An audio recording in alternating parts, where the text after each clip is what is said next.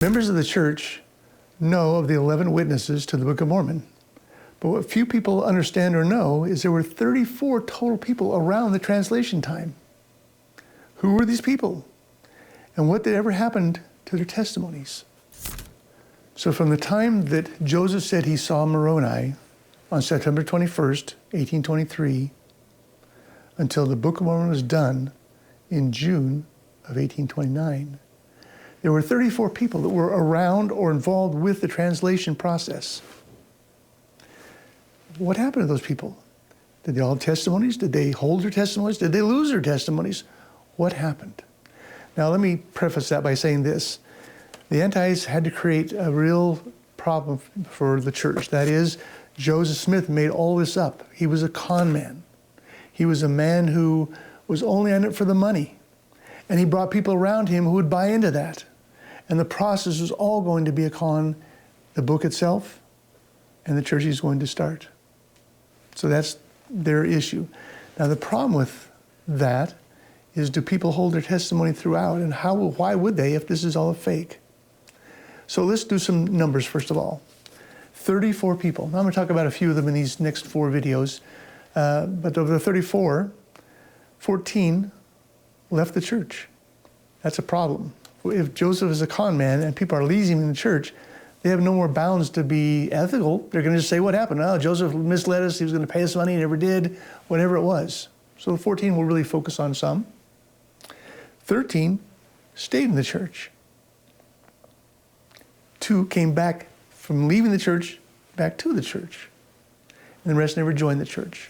Of these 34 people are made up of 4 specific groups. One was the Hales down in Pennsylvania, where Joseph and Oliver are translating. So Emma's brothers, her mother and father. Another group was the Smiths themselves, the immediate family of Joseph. Another group was the Whitmers, where they moved from down in Pennsylvania up to the Whitmer home to do the rest of the translation. They saw and observed. And the last were the Knights in Colville, New York, and they were very involved as well. So these 4 groups, 34 people came out of that who said, I've seen some of this process, or been around it, or understood it, and had a feeling about it. I bore testimony of it. And we're going to watch those people and see what happened to them.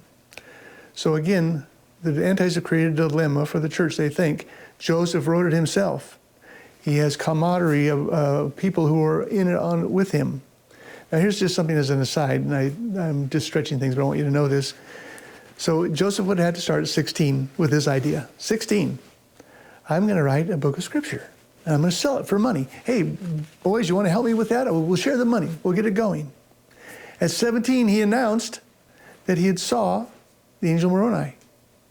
And with that information, he's going to say, okay, where does this go? He starts telling stories about the Nephites and the Lamanites. And the Antis say, oh, see, he was planning at 17 to fraud the world. Okay, that's one way to look at it, that's for sure. So, Joseph Smith was the first person in the world that I'm aware of that created a book of scripture prior to the church being started. The Jews didn't do that. The house of Israel didn't do that. The Christians didn't do that. The people of Islam didn't do that. The church was started, and then a book of scripture was created after that. So little Joseph Smith, who's got a con going, is going to do something never done in the history of the world. That's just an aside, but just interesting to me. So what we're going to look at is some of these witnesses. What did they say? How did they feel about what they saw? Did they gain testimonies? Did they join the church? Did they stay in the church? Well, if they left the church, what happened to the testimonies? Is there a trail of tears of people leaving? That's what we'll examine in the next 3 videos.